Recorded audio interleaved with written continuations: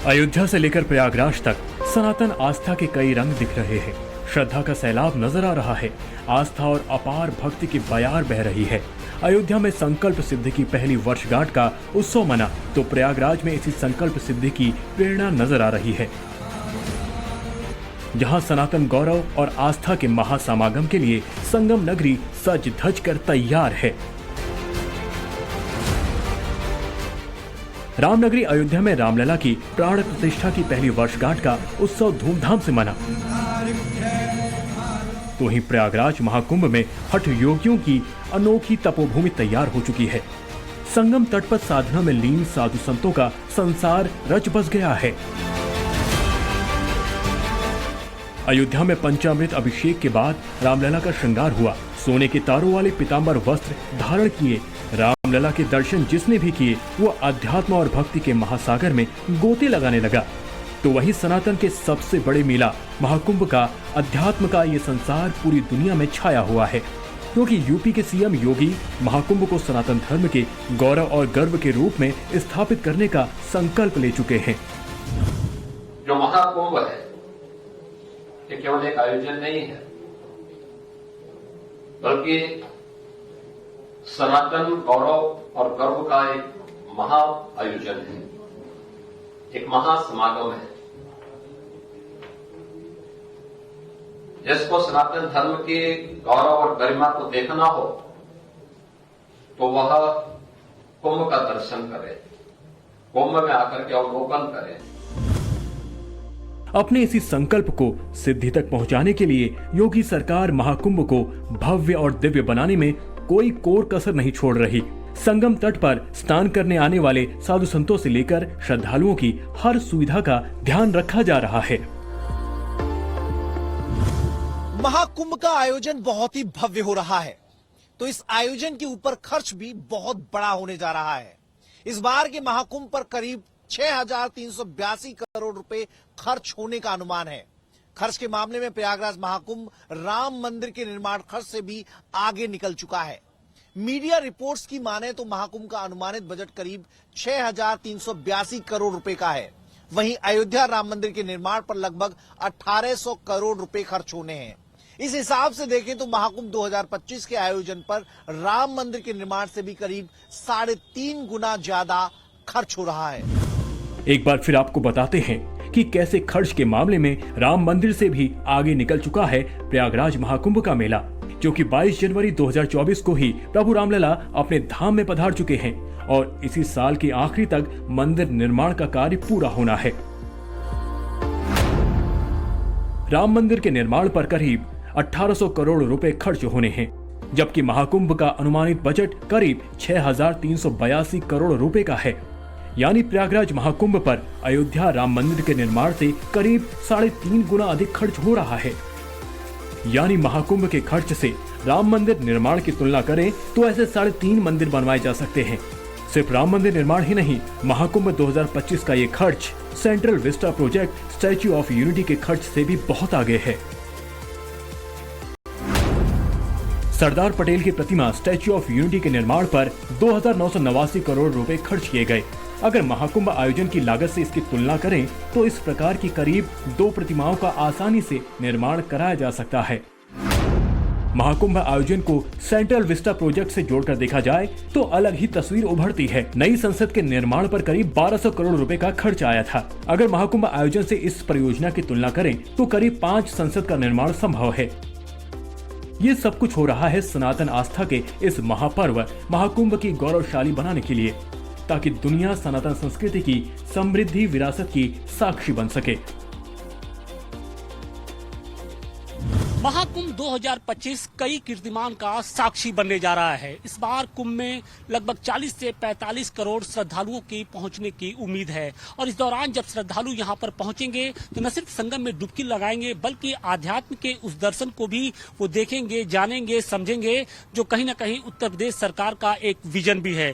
योगी सरकार की ओर से महाकुंभ में न सिर्फ एक मंडप के नीचे जो प्रमुख मंदिर हैं उनकी झांकियां लगाई गई हैं, बल्कि वो सभी सर्किट को भी यहाँ पर दर्शाया जा रहा है, जो उत्तर प्रदेश सरकार का कहीं ना कहीं एक विजन प्रस्तुत करता है। ब्रिज सर्किट देखिए, ये कृष्ण ब्रिज सर्किट है, यानी कृष्ण से जुड़े हुए जो देवी देवता जो मंदिर हैं उनके बारे में यहाँ पर सीधे तौर पे देखिए आपको उल्लेख किया गया, और जो उससे संबंधित जो चित्र है उसकी एक जो झांकी है वो प्रस्तुत करने की कोशिश की गई है। और इसके साथ ही देखिए अगर हम आगे बढ़ते हैं तो यहाँ पर महाभारत सर्किट, इसके अलावा शक्तिपीठ सर्किट, आध्यात्मिक सर्किट और बुंदेलखंड सर्किट, यानी उत्तर प्रदेश सरकार की ओर से हाल के दिनों में जिस तरीके से आध्यात्म के स्पिरिचुअल टूरिज्म की जब बात होती है उसको बढ़ावा देने की जो कोशिश की जा रही है, उसकी जो झांकी है वो यहाँ पर महाकुंभ में देखने को मिल रही है। महाकुंभ सिर्फ एक आस्था का मेला ही नहीं होगा, बल्कि उत्तर प्रदेश की योगी सरकार के उस आध्यात्मिक विचार का दृष्टिकोण भी होगा, जिसे लेकर वो कहीं न कहीं अब आगे बढ़ते दिखाई पड़ रहे हैं।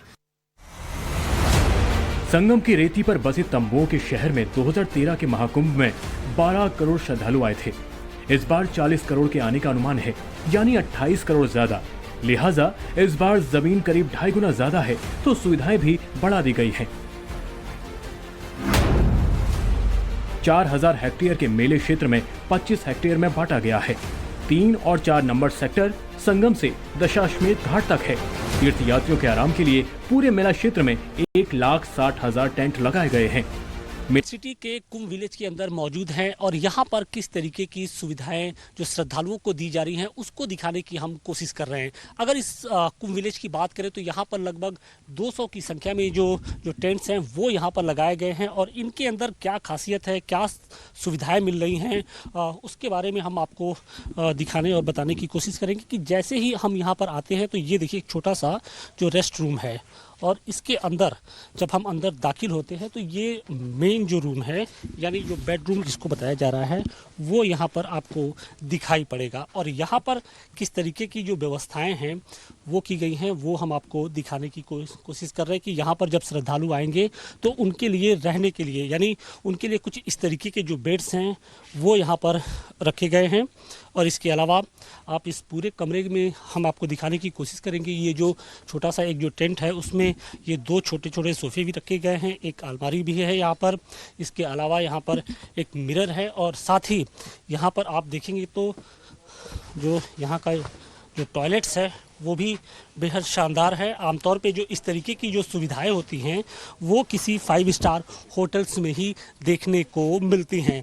तो जब श्रद्धालु यहाँ पर पहुँचेंगे तो उनको हर उस अनुभूति को देखने को मिलेगा जो आमतौर पे किसी 5 स्टार होटल या फिर लग्जरियस होटल में देखने को मिलता है।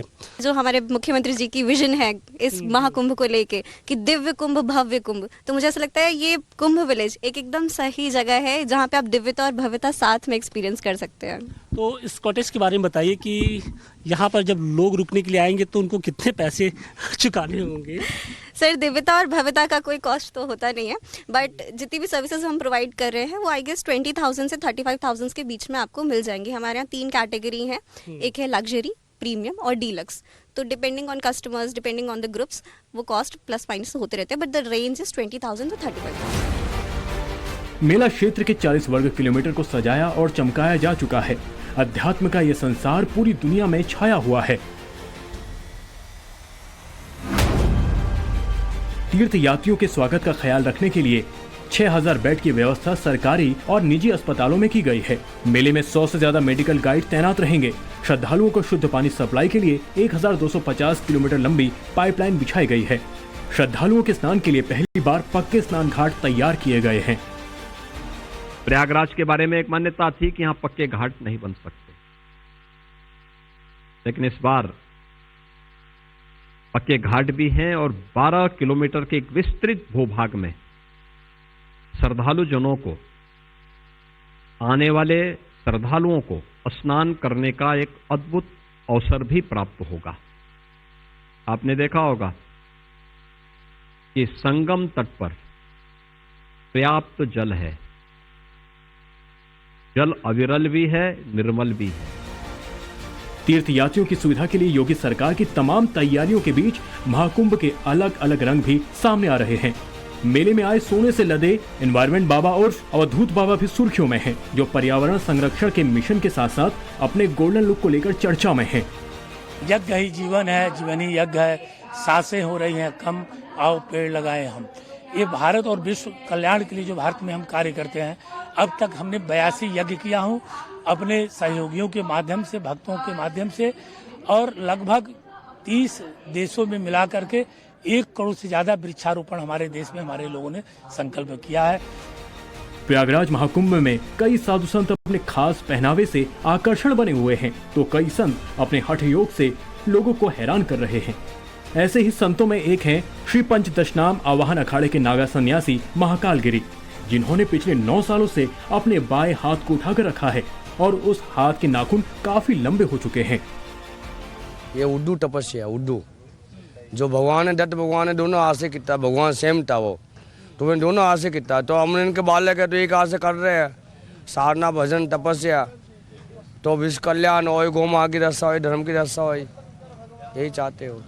प्रयागराज महाकुंभ के दिव्य और भव्य आयोजन पर अगर 6,382 करोड़ रुपए खर्च हो रहे हैं, तो सनातन के सबसे बड़े मेले का अर्थव्यवस्था में भी बड़ा योगदान होने वाला है और ये कंट्रीब्यूशन होगा लगभग 2 लाख करोड़ रुपए का। इसका हिसाब किताब खुद सीएम योगी भी समझा चुके हैं। चूंकि महाकुंभ मेला में 40 करोड़ लोगों के आने का अनुमान है और महाकुंभ में आने वाला एक श्रद्धालु एवरेज 5,000 रुपए खर्च करता है, तो इस हिसाब से ये आयोजन 2 लाख करोड़ का योगदान देश और उत्तर प्रदेश की अर्थव्यवस्था में देगा। संगम की रीति पर अनोखे बाबाओं का महासमागम हो रहा है, तो साथ ही साथ श्रद्धालुओं की आस्था और सुविधाओं का भी ख्याल रखने के लिए अध्यात्म और टेक्नोलॉजी का भी संगम हो रहा है। खुद सीएम योगी मेला की तैयारियों की खुद मॉनिटरिंग कर रहे हैं, लिहाजा मेला अफसर एक एक काम बारीकी से चेक कर रहे हैं ताकि कोई कमी न रह पाए। कुछ दिनों के लिए योगी सरकार भी यहीं से चलेगी। सीएम योगी के लिए 2 कॉटेज तैयार किए गए हैं। सीएम योगी महाकुंभ में 2 से 3 दिन रुक सकते हैं। भव्य और दिव्य महाकुंभ के जतन में जुटे सीएम योगी ने अयोध्या में हर सनातनी को प्रयागराज आने का न्योता भी दिया। सबसे भी कहूंगा, एक बार जाकर के त्रिवेणी में जाकर के अयोध्यावासी तो मां सरयू का यहां पे स्नान करते होंगे, यहां पे मां सरयू का आशीर्वाद से यह कृपा तो उन पर बनी रहती है।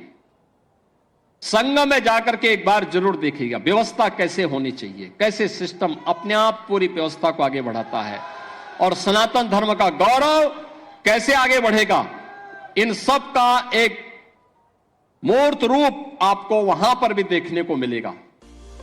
सीएम योगी की दिव्य और भव्य कुंभ का दावा इसलिए कर रहे हैं क्योंकि इस बार तैयारियां और सुविधाएं दोनों ही विशेष हैं। संगम पर अब पहली बार गंगा एक धारा में दिखेगी। झूसी पुल के नीचे नदी में धार में बने टापू को समुद्र खोलने वाली मशीनों से हटा दिया गया है और गंगा की धार को एक कर दिया गया है। मेला क्षेत्र में अस्थायी सड़कें तैयार हुई हैं। नदियों पर 30 पोंटून पुल बनाए गए हैं। इनमें से 15 तो संगम तट के करीब बनाए गए हैं। 100 छोटी और बड़ी पार्किंग शहर और आसपास के क्षेत्रों में बनाई गई है। 13,335 ट्रेन महाकुंभ के दौरान प्रयागराज से गुजरेंगी। 7,000 रोडवेज बस और 550 शटल बसों का इंतजाम किया गया है। महाकुंभ में इस बार 200 चार्टर प्लेन उतरेंगे।